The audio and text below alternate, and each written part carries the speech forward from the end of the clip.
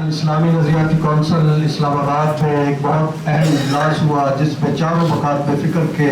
علماء اور مشائخ نے شرکت کی۔ پیغام پاکستان کی روشنی میں قومی بیانیہ اور ایک ضابطہ اخلاق وہاں جاری کیا گیا، اور اس کے بعد بھی جناب محترم وزیر داخلہ صاحب کے ساتھ بھی پیغام امن کمیٹی جو کہ قومی امن کمیٹی ہے اس کی سربراہی جو کہ مولانا طاہر اشرفی صاحب فرما رہے ہیں، ان کی سربراہی میں وزیر داخلہ صاحب سے بھی ملاقات ہوئی، وہاں پر بھی ضابطہ اخلاق جاری ہوا، اور آج وزیر مذہبی امور سردار یوسف صاحب کی سربراہی میں اسلام آباد میں بھی ایک خوبصورت ضابطہ اخلاق جاری ہوا، اور اسی طرح 3 دن پہلے لاہور میں وزیر اعلیٰ پنجاب اور ہوم ڈپارٹمنٹ اور 8 وزراء ان کی موجودگی کے اندر بھی اتحاد بین المسلمین کا بہت خوبصورت ضابطہ اخلاق جاری ہوا ہے۔ تو جس طرح باتیں سوشل میڈیا کی گئی،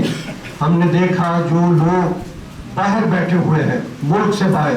اور بیرونی دنیا سے اکاؤنٹ اپریٹ ہو رہے ہیں، ان کے اندر بیت اللہ کی، مکہ مکرمہ کی، مدینہ الرسول کی، خلفائے راشدین کی، اہل بیت کی، حضور کی بیٹیوں کی اور ختم نبوت کی گستاخیاں ہو رہی ہے۔ اس کے لیے طے یہ ہوا ہے کہ آپ کے شہر میں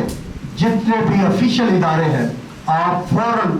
اس بیان کو جو متنازع ہے اپنے اداروں کے ساتھ شیئر کریں۔ حکومت نے وعدہ کیا ہے اس مقرر کے خلاف فوراً مقدمہ درج ہوگا اور انشاءاللہ وہ گرفتار ہوگا۔ تو آپ سے گزارش ہے ایسے کوئی بھی بیان، تقریریں شیئر نہ کیجیے، بلکہ حکومت پنجاب نے ہوم ڈپارٹمنٹ میں ایک سیکشن مقرر کر دیا ہے اور وہاں پہ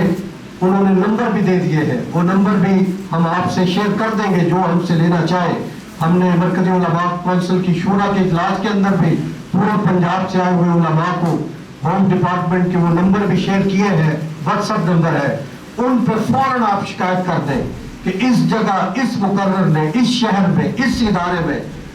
نازیبہ گفتگو کی ہے، دل آزار گفتگو کی ہے، تو فوراً وہ گرفتار بھی ہوگا، مقدمہ بھی درج ہوگا، سب کو انشاءاللہ۔ محرم ہم نے اپنے بزرگوں کے بنائے ہوئے ملی یکجہتی کونسل کے ضابطہ اخلاق اور ہم سب کے اپنے بنائے ہوئے پیغام پاکستان کے ضابطہ اخلاق پر عمل کرتے ہوئے صحابہ کی عظمت بھی بیان کرنی ہے، اہل بیت کی عظمت بھی انشاءاللہ بیان کرنی ہے۔